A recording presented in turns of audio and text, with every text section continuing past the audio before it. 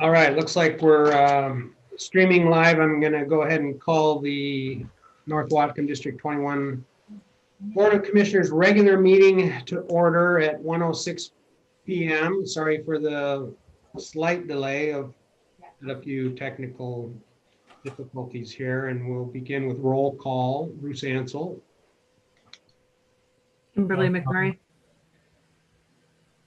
John Crawford. Jason Vanderveen. We'll add Henry Hollander to our. Henry Hollander. Thank you. We'll note that Commissioner Bosman has an excused absence. He's got a chaplain's meeting that he's attending today, and we're waiting on Commissioner Fisher. We know he picked up his packet and think maybe he's in transition back to home after picking up his materials. So we'll wait and see from him. Public comment is suspended due to the governor's latest proclamation. I kind of suspect that's going to continue on month by month by month, and we're not sure when it will end. So I'll go ahead and open the Volunteer Pension Board meeting, and the first item is the approval of the October 15th minutes. Is there a motion to approve said minutes? Motion. Been moved. Second. Okay, it's been moved and seconded. Any discussion, comments, concerns? All in favor? Aye. It's unanimous. We have a new volunteer to approve. Chief? Jeffrey Bowles is going to be a tender support volunteer at Station 12, which will give us 2 in that area. He works up on the North Slope up in Alaska and is part of the fire brigade up there, and so brings some experience and training, and we're looking forward to seeing him out on calls. All right, so we need to have a motion to approve him as a new volunteer. Yes, sir. Move to approve. Moved and seconded. All in favor? Aye. It's unanimous. Any other issues before the Volunteer Pension Board? Chief? Nope. That it?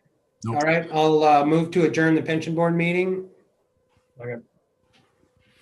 All in favor? Aye. Aye.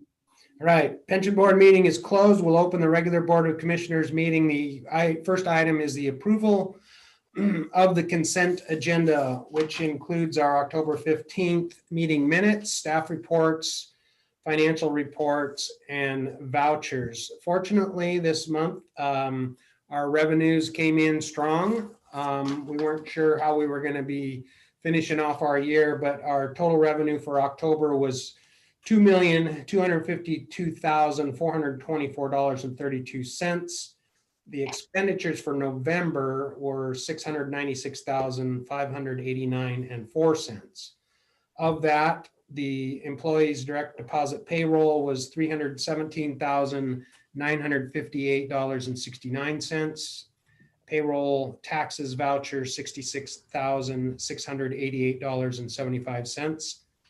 Benefits voucher $203,185.36. Monthly expenditure voucher $101,117.62. And lastly, capital projects apparatus voucher $7,638.62. Is there a motion to approve the consent agenda? Motion to approve. Second. Any discussion? Just for the record, if you went through those vouchers, you'll see that we're beginning to get some payment vouchers for the RFA work. Karen Reed and Bill Cushman, and some of the attorney fees that are associated with the RFA.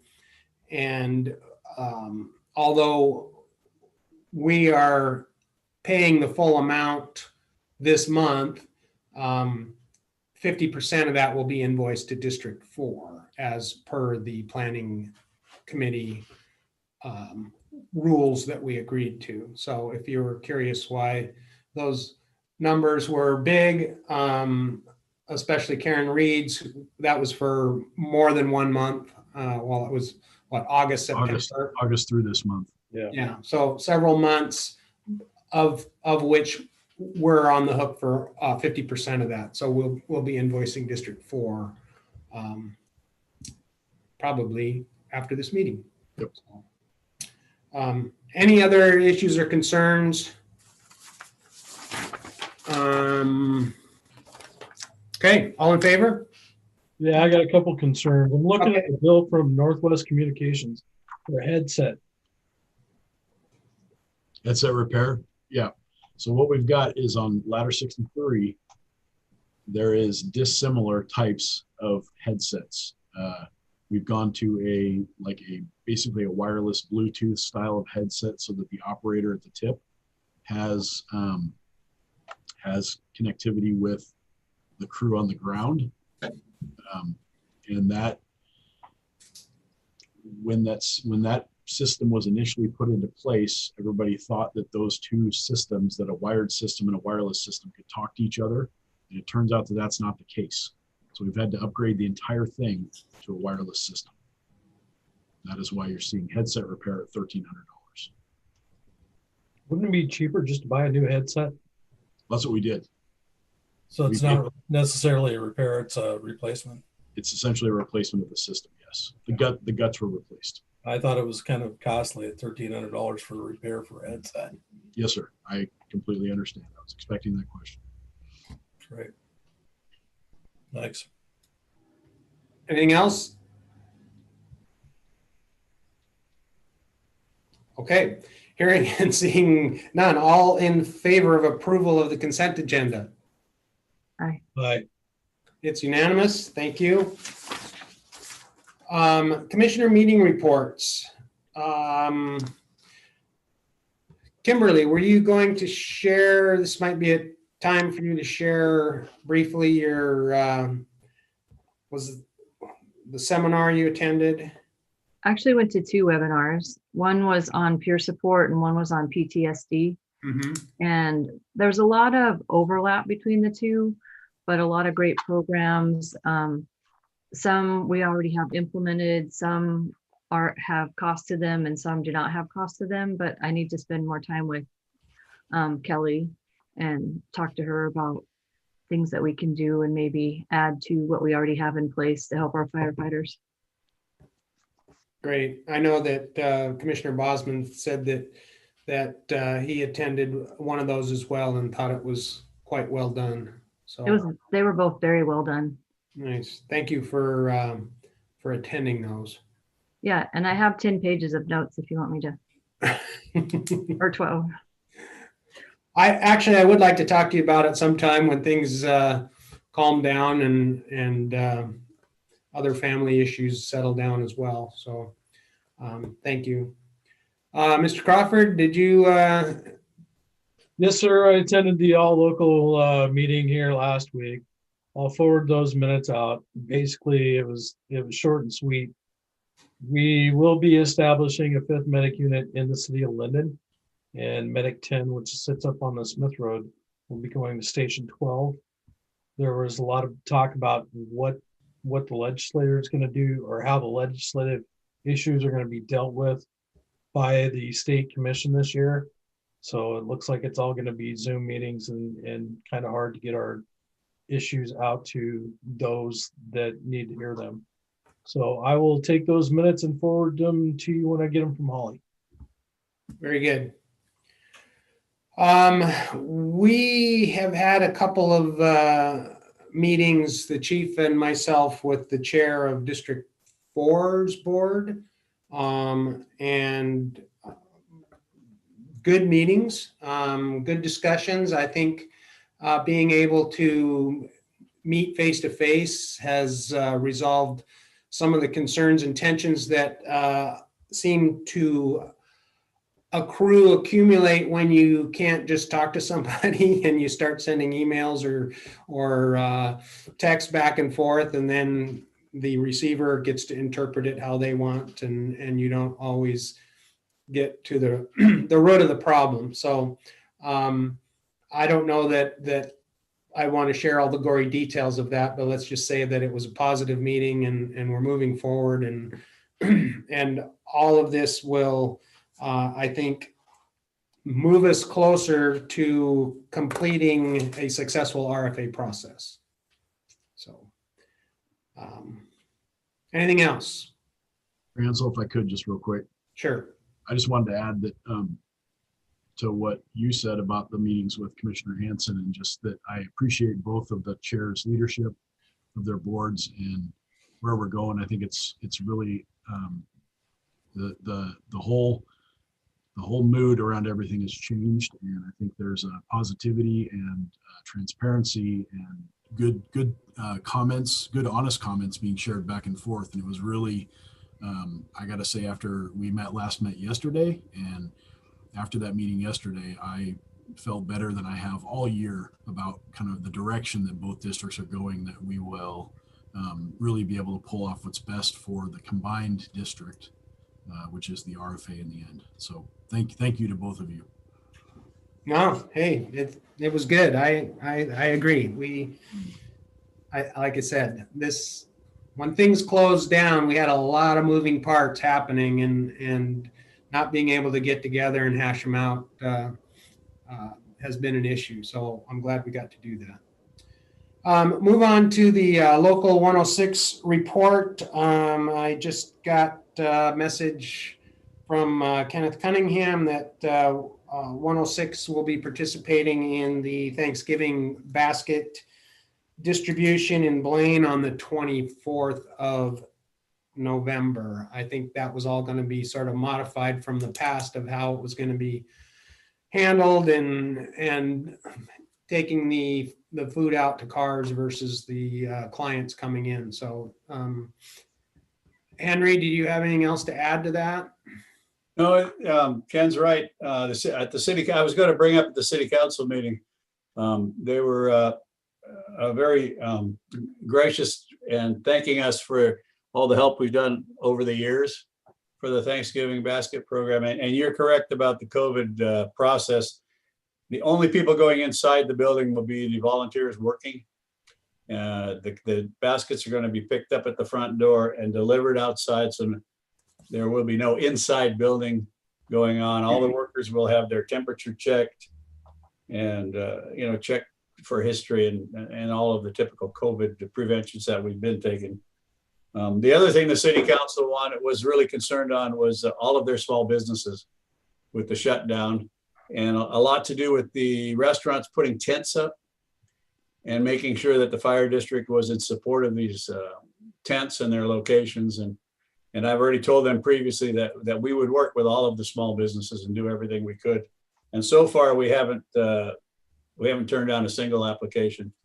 So they do need to get a permit and an inspection by us.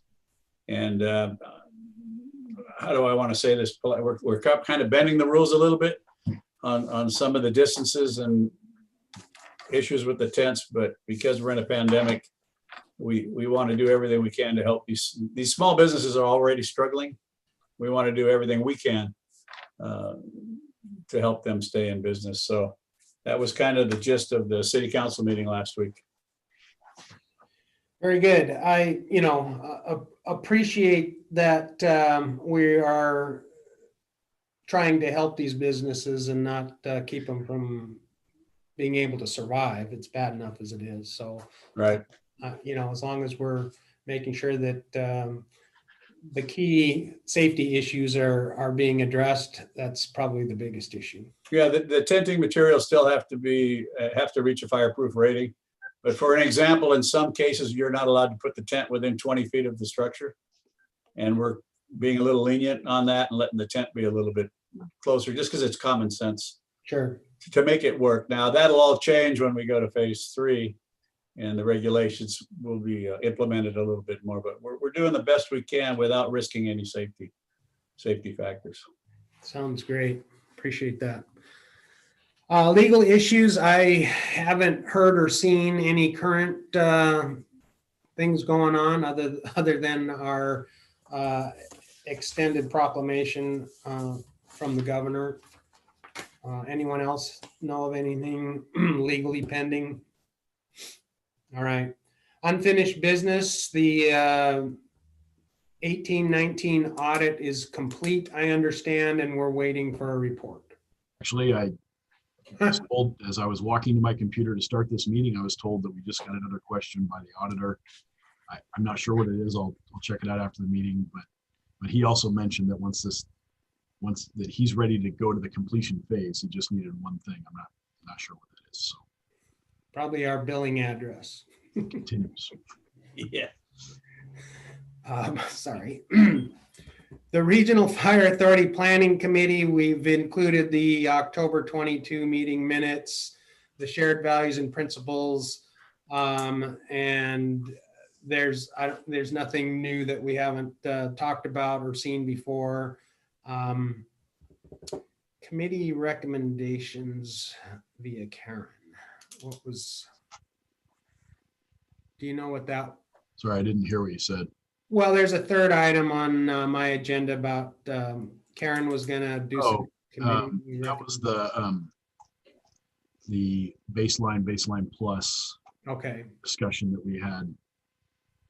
right. So we did meet Kimberly, myself, the chief, and Mark Chamberlain week or two ago now regarding what our service level is supposed to be now, even though all the positions aren't filled out, and what would be a realistic staffing model for us to be a little bit more efficient in the future. So that's just a planning document. It's going to be reviewed at the RFA planning committee level. And it's going to need to await the costing model that Mr. Cushman is working on, because as we all know, the biggest costs other than building fire stations is personnel. So with Mr. Cushman's model, we would be able to plug positions in and see what kind of current budget status we have, where the mill rate might end up having to be, and or at some point either lifting the lid or passing other bond measures. So it will certainly give us an idea where to start our mill rate. For those of you who aren't aware, with the AVs going up, and at our special meeting, we had to approve that needs to get us to the 1%. Our mill rate went from 123 to $1.14, I believe, it's the next year. So we're significantly below the $1.50 that we can legally collect, and we're going to have to work with that financial model, in my opinion, to find out, what we need to be sustainable and have these needed adds to our staffing model.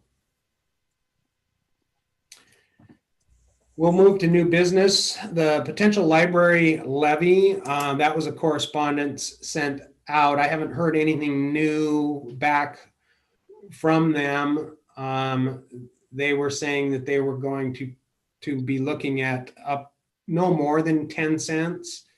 I've got to delve into that nice 199 page taxing document that Jenny was so kind to send to me that talks about the junior taxing districts, et cetera, and how that might impact us as an RFA versus a fire district. I still think that we're second to a library district in our jurisdiction, even as an RFA, which would, oh, I just fell over. Yes, it was shocking. Would limit us to $1.40 if they took 10 cents, but I still haven't had that confirmed by either Richard Davis or Karen Reed or anyone else. So maybe that'll be a topic at our next RFA planning committee meeting.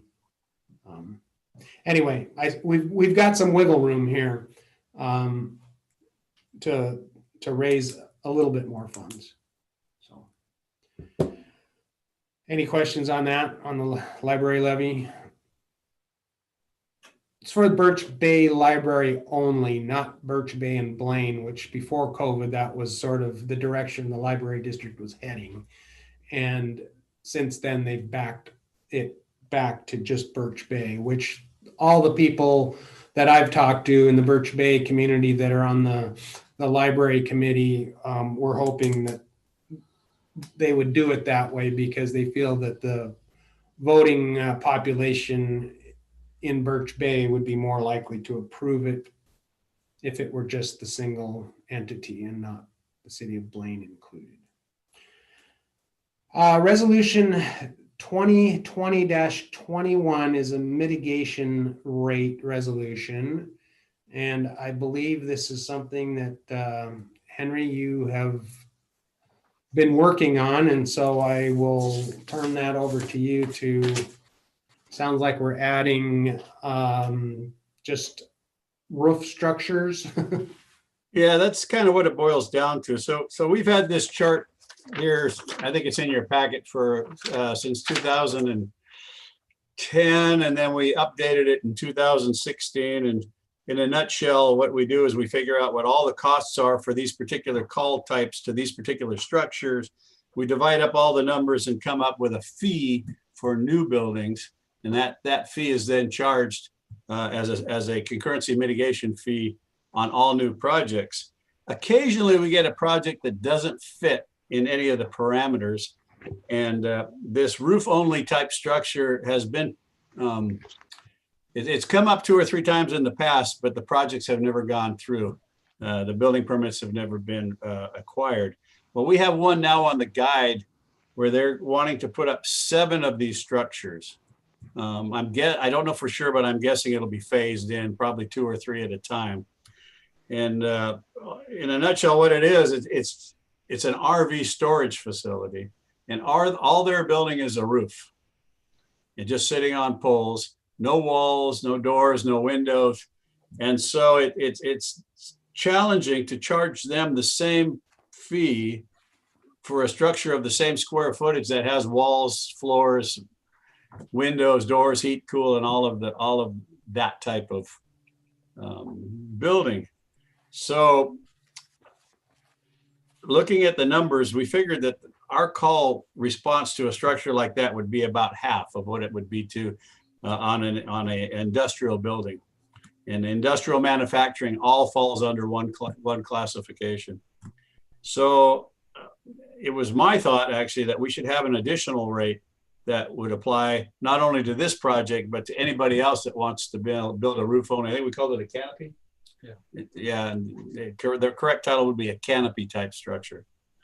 I ran that past John Sitka, and he said that's fine to add a category like that, but you'd have to get it approved by your commissioners by resolution. And once you approve it, if you approve it, then we would just add it to this table. And I think I put an example in your packet of where it falls and what it would look like. So this is the first one that's gone completely through the process and is ready to pull permits. They're actually holding up on their permits depending upon your decision today on if you think that's an appropriate charge. So that's kind of the purpose of the resolution. Okay, so resolution 2020-21 is before us. Is there a motion to approve that resolution? Or any questions? Well, we'll put it on the floor as a motion and then we'll have more discussion. Move to approve. I'll second it. Does anyone have any further questions? Henry, I looked at that. It seemed, I mean, you know, with my level of expertise, I would have to say we trust your level of expertise to tell us what you think is appropriate for this.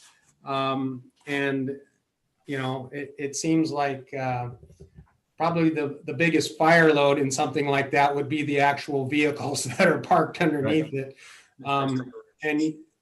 And seeing the one I saw on the freeway the other day, it's usually a totally involved meltdown anyway. So, yeah, I don't have any issues with this. Anyone else? When I look through the 7 structures, how many bays will there be for RVs in each? I just have the square footage and I don't have it in front of me. There's usually anywhere from 5 to 6. There's a couple of these out on Furnish Road in Bellingham. And they stack them in there like 5 or 6 long. I think it was, I think each structure was 50 by 150, if I remember right. I can get you that So information. you could probably fit at least a dozen side by side in something like that. At least. Yeah. Least. Yeah, if you're going south on I-5 and you're on the right-hand side, is it the Grandview Business Park or whatever, they put that storage canopy up along the freeway, and initially it had 1 or 2, and now I think they use a shoehorn to get them in there. They've got as many as they can possibly squeeze underneath that roof. So I haven't seen that. I'll have to go by. Yeah, the difference again between mini storage is they have all individual storage units with walls in between them and power and lights, and Right. so just that canopy only structure just really doesn't fit into any of our descriptions. I agree. like a carport, basically. It is basically a carport. Yeah, Where do they want to put these at, Henry? On the guide where? the guide. And boy, they trick me with these tough questions. Didn't you say Pole Road last time? Yeah, it's in the Pole Road. It's in that area. Pole Road. That's what I thought you had said last time. Yeah. I don't know where they went. We got so many projects, we can't keep track of all of our plans. Somewhere within our response area. It's the middle of the guys, so. Yeah, I think Pole Road comes up to me as well. I think that was, so. All right, any other comments, concerns, questions? Henry, thank you for dealing with this and bringing it to our attention. All in favor of Resolution 2020-21? Aye. It's unanimous. Thank you so much. All right. Thank you. And I guess unless you have anything else, Henry, if you just want to hang out and listen to us, you're welcome to. But Chief, I don't know if you have anything else for Henry. So I will point out now that this fee structure will only apply outside the city limits of Blaine. I was waiting for you to approve it, and then I will bring the additional classification to the city of Blaine. And I would assume that they would adopt it and add it to their fee structure, because they've literally taken this and made this their fee structure.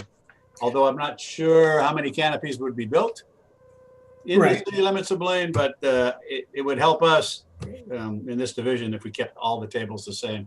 I'd hate to see us start charging different things, within the city and within the county. So once you have approved it, I will make sure that I get it to the city next week's Thanksgiving week, probably the week after Thanksgiving. Okay. One last thing I thought of, Henry, was we were talking about using the van, I think at our last meeting, and you had given me an update on the status of that, if you wouldn't mind sharing Sure. that with the rest of the board. Sure. The county said they were great. They said, thank you very much for the opportunity to use your van. There were some concerns about who would be driving the van from your end. Well, those same concerns came up from Incident Command, and to this day, they still don't have an answer to that. So they don't have drivers for the van. In the meantime, that we offered our van to loan them, WTA has offered to give them a van. They have a surplus van. And so they're looking at taking that option, because then they would own it. But they're still struggling with who's going to drive it, how's it going to be disinfected, the PPE and all of the COVID components. It's not just driving it down the road, but is it a COVID positive, not a COVID positive, all the different things that come along with our lovely COVID hotel project.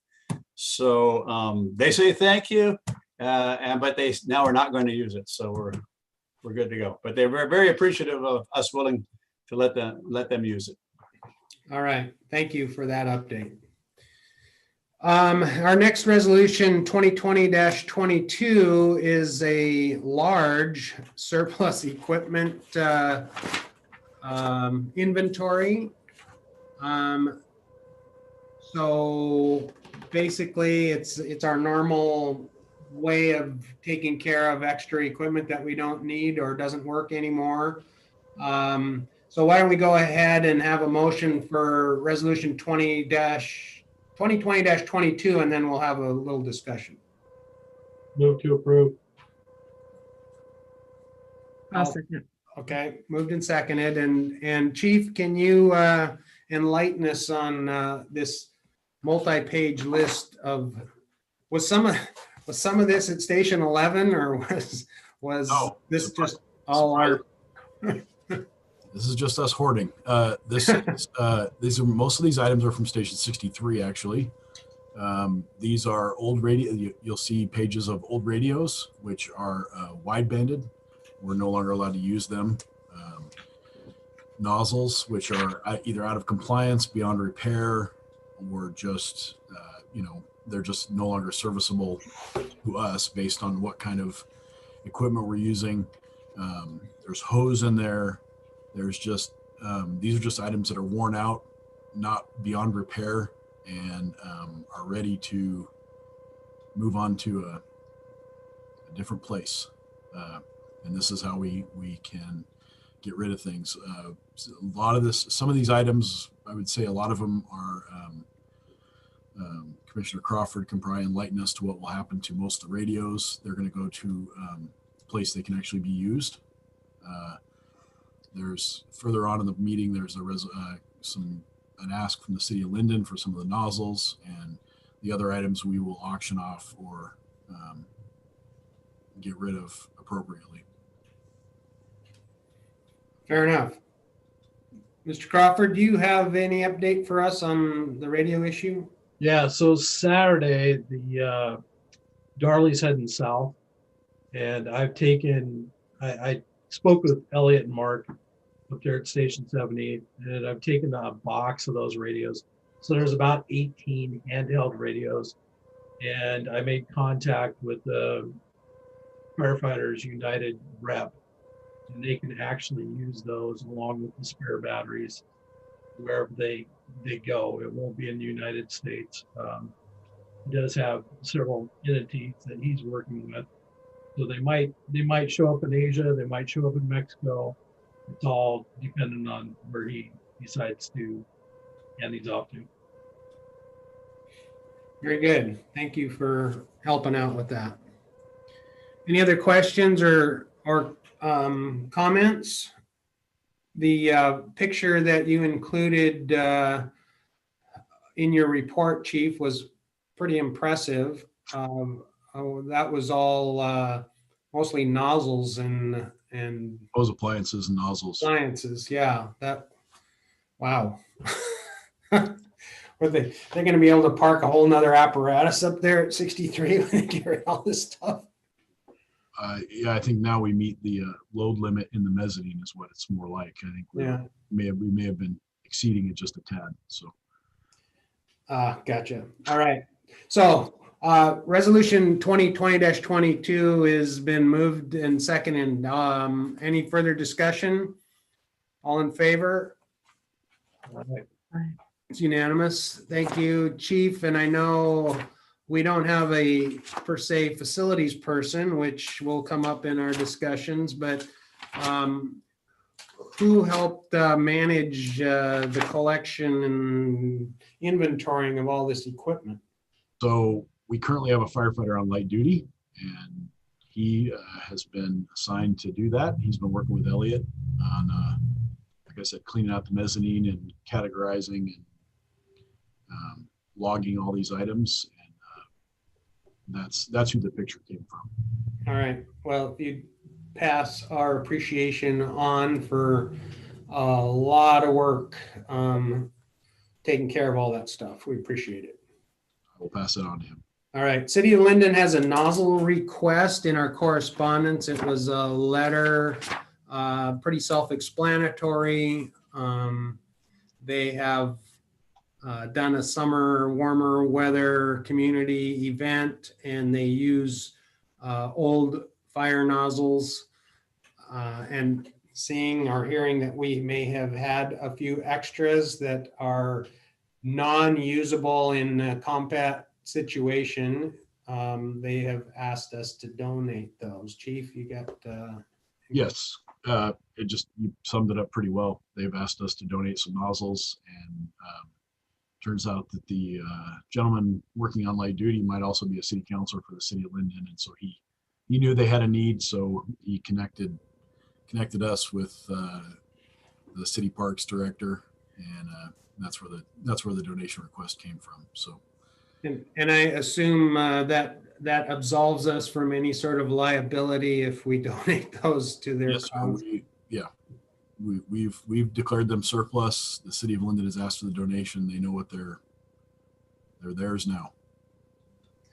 All right. So do you need any sort of motion, or, I mean, we've already No, declared these items as surplus, so.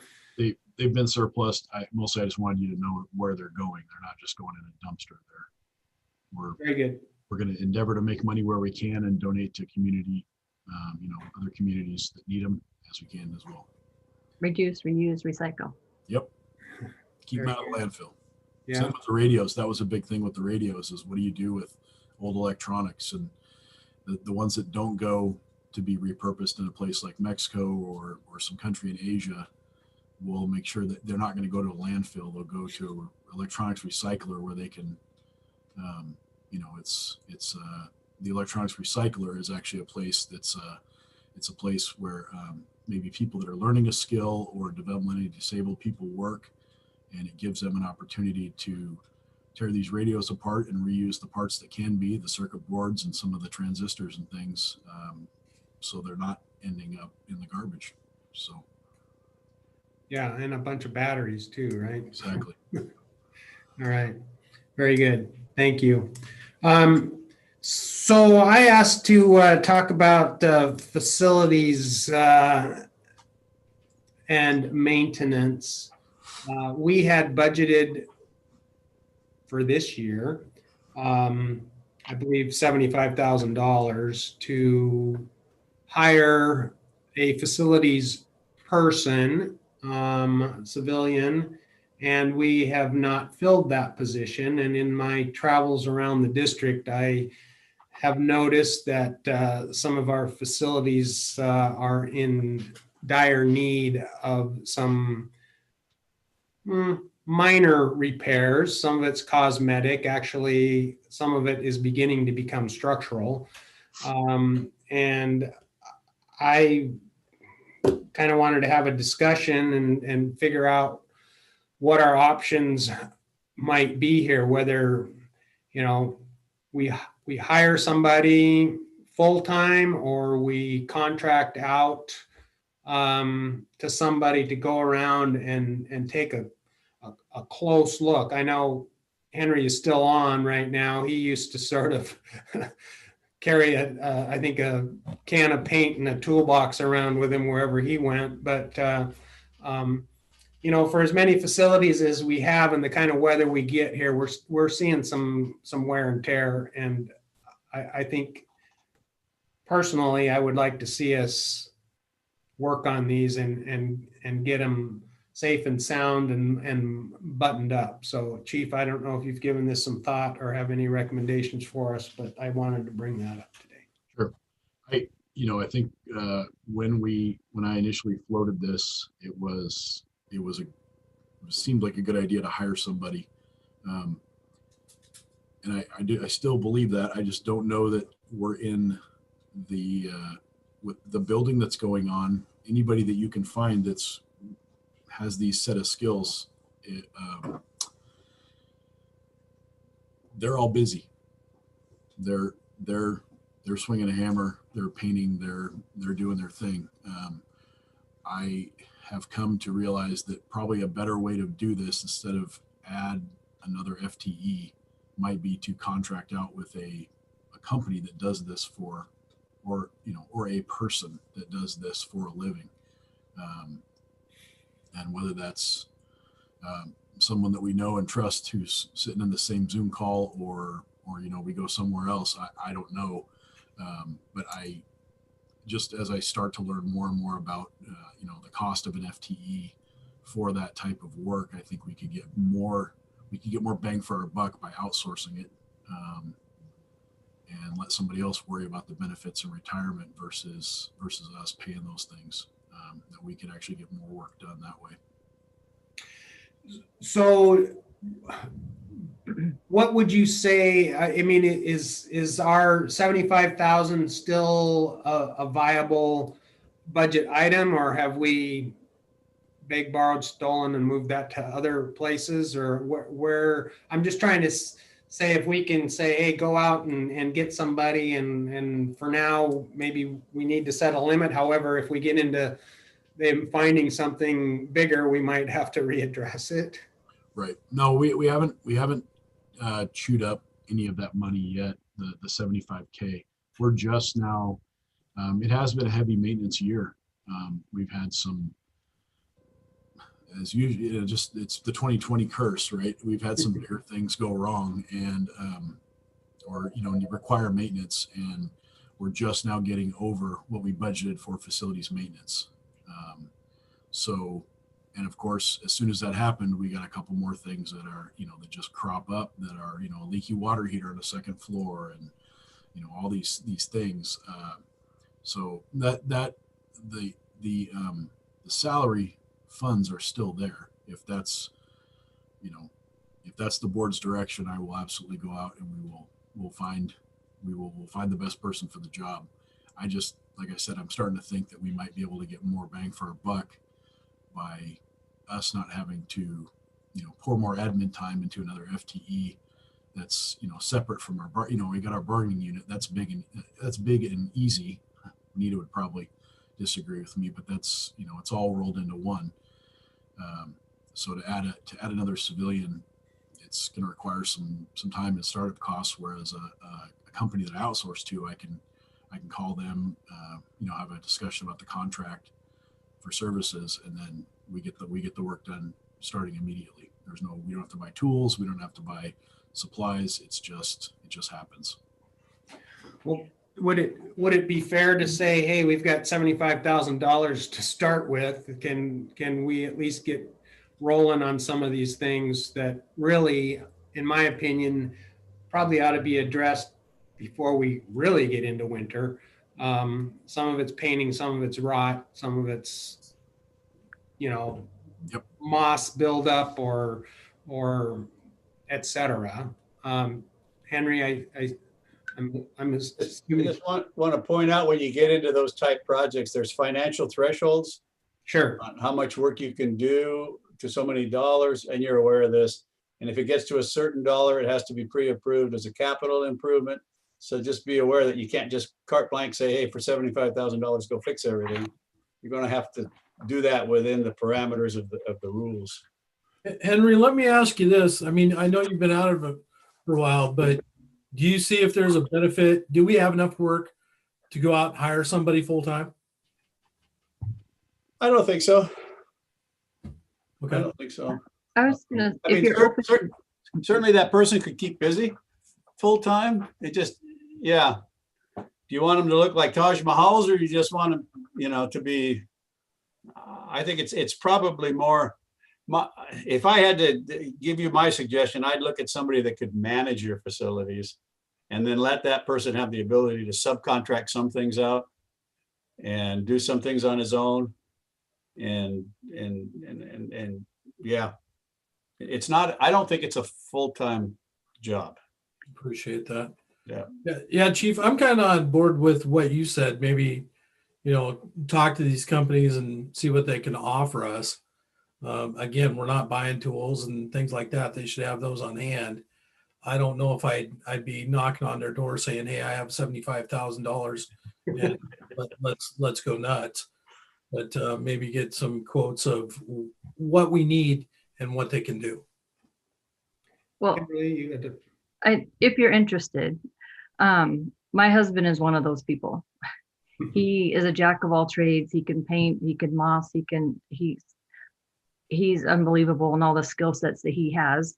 And he's not looking for a full-time job, but he likes to stay busy, and he is a retired firefighter, so he's already on pension, so he wouldn't be looking for that or health benefits or anything like that, but just some little jobs to just get done and help. And if it's bigger than what he can do, he'll report that. And he has all the tools of the trade. He wouldn't have to, and the trucks and everything he needs. And the bigger projects, of course, we just hire that out for somebody else. And So obviously we would want to avoid any conflict of interest I understand. issues with something like this. And so in fairness to, I think at one time I had heard another name come up as might be potentially interested as well. So it's probably something we kind of need to locally advertise or do something that's fair. and see who we might attract. But I think there's enough work for a period of time, but not forever. It's getting caught up. Especially stations that aren't staffed full time. That just, I look at Simiamu. It was an example where I took some pictures and there's nobody there, and it's just sitting there, and it's just. Fortunately, we put a new roof on it before Henry left, and did some of that. But it's really starting to show its age and wear, and that whole area now is getting built up around it, and more people are driving by it. And I don't want it to look like it's an abandoned building. And Bruce, I know we kind of shot ourselves in the foot on this one by letting the housing authority. Basically we were renting it to them, and then we kind of moved them on, looking at it becoming a resident station. That didn't happen. Have we ever thought about going back out and maybe opening it up to office use again to somebody? I know Simiama has built their own building, but maybe somebody local that can use it as office space. I wouldn't be opposed to that at all. Right now, we're kind of holding on to it for COVID. For if we had firefighters that had to Isolate. quarantine, because it's such a good housing area, and that's when this is all over, right? Yeah, absolutely. Because we were headed down that road, making contact with the Simiama Resort. You know what it is? Simiama Resort Association, I believe. Yeah, they're Homeowners Association. Homeowners Association, and if you followed any of the editorials in the Northern Light, there was a pretty big riff about them going out and building that maintenance facility and housing their people, and we kind of got jabbed for kicking them out. So, but at the time, we thought we had a plan, and we had a different administration then, and we're kind of going in a different direction. But yeah, I mean, if we're not planning on staffing that station, and if you look at our plan, by the way, I just want to, for the record, Commissioner Fisher has joined us at 1:55 p.m. Welcome, Scott. And the ESCI plan basically shows that station is really not being in an ideal location for our master planning. Although there is a ton of housing up there. But even if we were to have an aid car transport, it's just kind of in a bad location to get to a lot of places quickly. So I agree that maybe we ought to start looking for a tenant for that structure. Sorry to get off base, but since you brought it up, but I believe that maybe we should go ahead and give the chief the ability to contact a company so that we can get some of these facility problems addressed. Yeah, and again, you know, it's I'm sure on that laundry list of things I'd like to do when I have a moment to breathe, Chief, and which will bring us to our next topic here, brief in coming up. But anyway, I just wanted to bring it for the board. I think, you know, if we let these things go much longer, we're going to be in a lot bigger repair and maintenance issue than if we can get on it sooner. And I see Henry waving his finger again over there. I don't want to interrupt, but maybe this, I would just maybe make a suggestion that somebody develop a scope of work, you know, painting, plumbing, the things that you're looking to have done, and then post it for bid. And if you get 3 bids, you won't have any issues with the auditor. If you just give it to somebody without, you know, we know this guy, you know me, I know you, that's where the audit problems come in. But if you go out to bid and you say, here's the scope of work we were looking for, here's the price we got, we took the lowest price, or we took not the lowest price because you don't have to take the lowest price because of the quality of the work or the history for whatever reason. Then when 2 years from now, when audit comes around and you forgot you did all this, it'll sail right through and you won't have to remember, what did we do 2 years ago, right, when this came up? So that'd just be a thought that I would have. Yeah, I guess in order to do that, though, we almost need to get somebody to go around with a notepad and make a laundry list of what we need. I mean, there are definitely painting issues, but there is some, you know, rotted stairwell at Simiamu, and there's, you know, a tree leaning, and there's a driveway that needs to be pressure washed, and it, you know, and of course, who's got the time to do all that? Oh, is that your hand up again?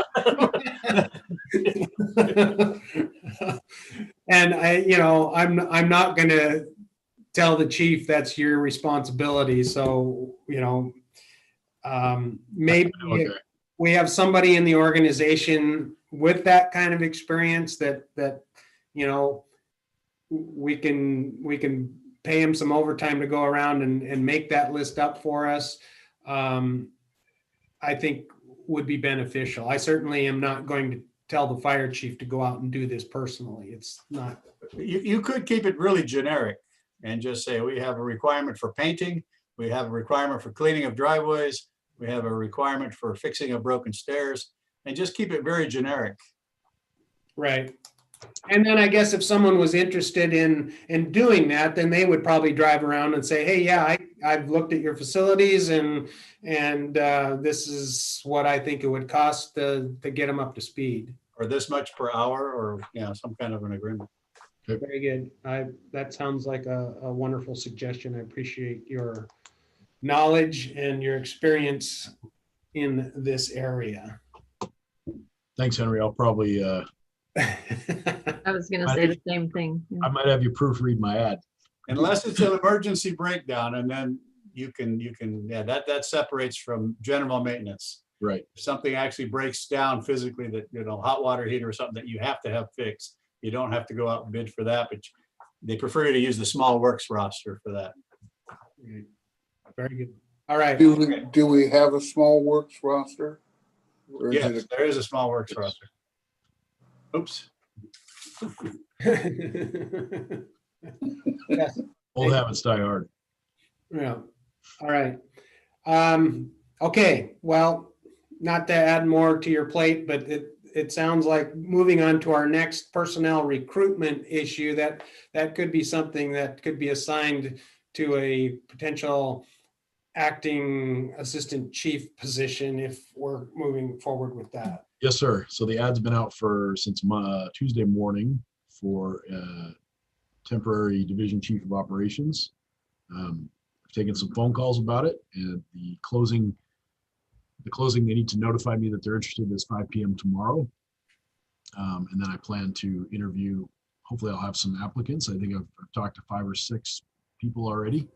And so hopefully some of them will choose to apply, and I will do some interviews next week, and we'll come up with a start date that I get that I can get some help on the floor here with me. In the meantime, I did want to keep you up to date.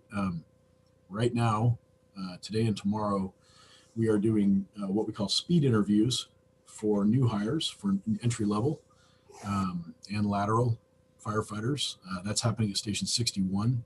It was supposed to be in person with some COVID restrictions in place, but based on Sunday's press conference with the governor, that's all changed and we've gone to a completely online format. So I want to definitely say thanks to Kelly Freeman and the 4 firefighters that are sitting on that panel today for being flexible and working with us as they work with something new, which is called Zoom. So it's been a little bit of a shift, but it went off really without a hitch. And so I spoke with Kelly early this afternoon, and it sounds like they've already seen some great candidates. So things are looking up. We've asked to reserve 3 spots up at North Bend. They are actually going to run the academy in January. It's going to be a small academy of 16 people.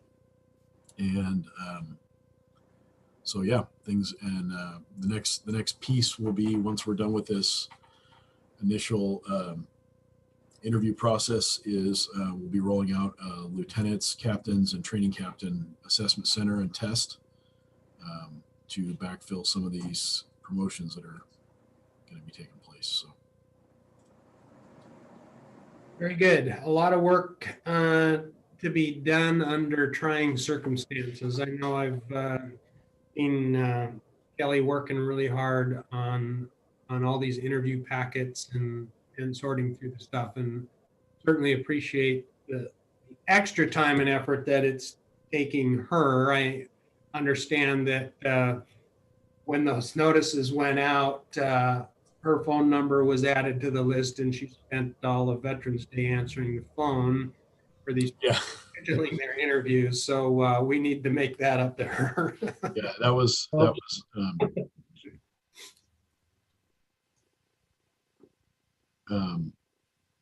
sorry.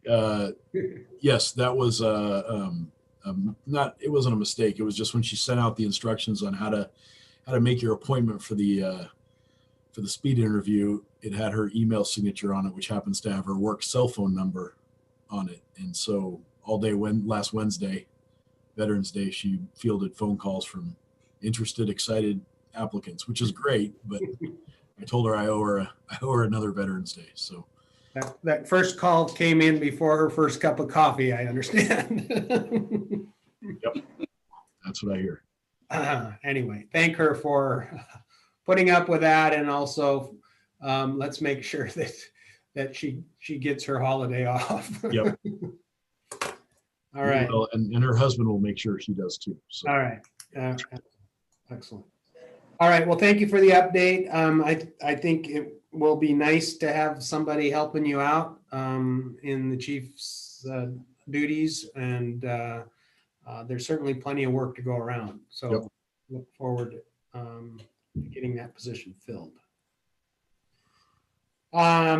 Next item is correspondence. In our packet, there were a thank you letter. There was the letter from Lyndon about the nozzles. There was a Whatcom County Auditor's Office ballot measure timeline. I think that's more important for our RFA planning committee information. So we'll make sure, Jenny, that gets added to that RFA packet or forwarded to Karen Reed and Mark Chamberlain, so that they know, and Scott here, obviously, to see what our timelines are for filing ballot measures and getting our RFA done in a timely fashion. It looks like May 14th is the deadline for the August 3rd election. So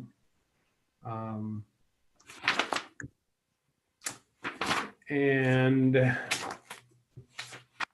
interestingly, the bid matrix that Henry referred to is in our correspondence. So we actually have the flow chart from the SNR law office as to what the cost limits are and what you have to do for going out for bid and what has to be bid and not bid. So if you were wondering what Henry was talking about, that should be in our packet for you to refer to.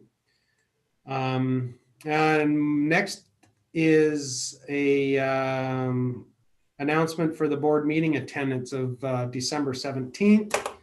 And I'm understanding that that's got to be a public hearing because we've got some budget stuff going on, Chief. Yes. I'm assuming we're going to have a special budget. There will be a special budget meeting before the 17th. Yes. Sorry. You said I need help. My phone's going crazy. So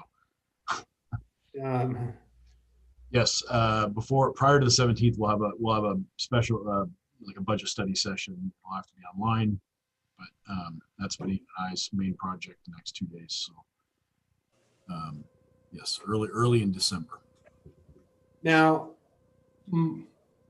my feelings is that this isn't going to be a huge revamp of how we budget. It's going to be our new AVs and, cost of living adjustments and increased expenses, but there shouldn't be any quote big surprises here. There's going to be no big surprises, no building projects, possibly the addition of one more aid car.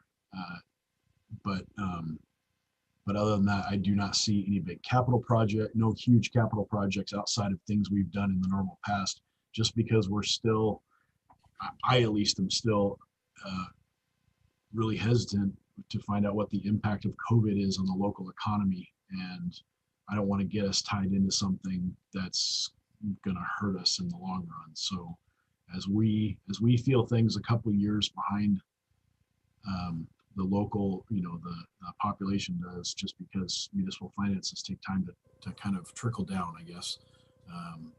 I don't see us doing nothing crazy. It's going to be a maintenance year. Right.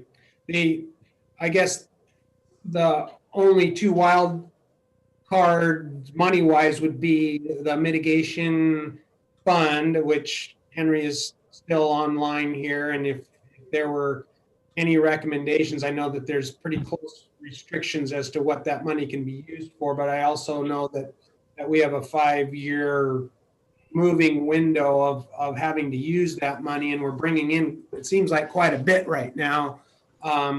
I just don't want to lose any of that money. So if in that budgeting, you can maybe give us an idea of where we are in the mitigation fund and allotment, and if Henry has any suggestions that we might be able to use that money for that is needed.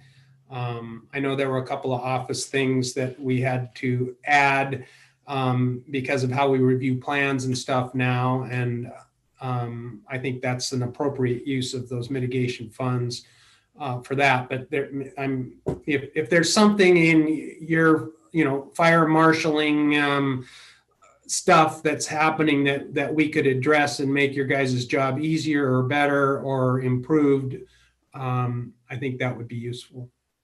Yeah, I actually spoke with Benita this morning about the schedule for how we've taken mitigation funds in, and we talked about the fact of keeping that up to date, and it is kept up to date so that we know when the funds come in, and if they had to be refunded, how we would do that. So that, just know that we do have that spreadsheet is in place already, the tracking of the funds. We prefer not to refund those monies. Correct. And then, of course, the GEMT money, which I know the majority so far is going to purchasing new aid cars. Yep. Which are delayed because of COVID and labor issues. As is the new fire engine. Yeah, I had to order something from Florida today, and it's going to take 3 to 4 weeks. And I said, wow, that's a long time. She goes, yeah, we just don't have the personnel to do the work. They're all affected by COVID. So it's impacting a lot of things. Well, the manufacturer for the aid car is in Florida, and the manufacturer for the engine is in South Dakota, which both states have been really, really hard hit. And Yeah. they just don't have people to work right now. Which sort of, I guess, comes back around to us in maintenance costs, because these aid cars that we're running with 150,000+ miles on them are falling apart, and it's just costing us more and more in maintenance to keep them on the road. So hopefully we can get those new ones out here sooner than later. Can't be soon enough. Yeah. All right. So everyone's good for December 17th. Is that correct? Yes. And then you'll do, or have Jenny do a doodle poll or something for the budget meeting? Yes, sir. Yep. All right. And just FYI, my schedule, I will be able to attend Zoom. I have to head to Arizona for some family issues. And we'll probably be down there for 2 months. I'm leaving next Tuesday. So hopefully the state border patrols will allow me to travel through without sending me back home. But anyway, I will be available by phone, text, email, and Zoom. So not physically to go around and paint fire stations. Yeah.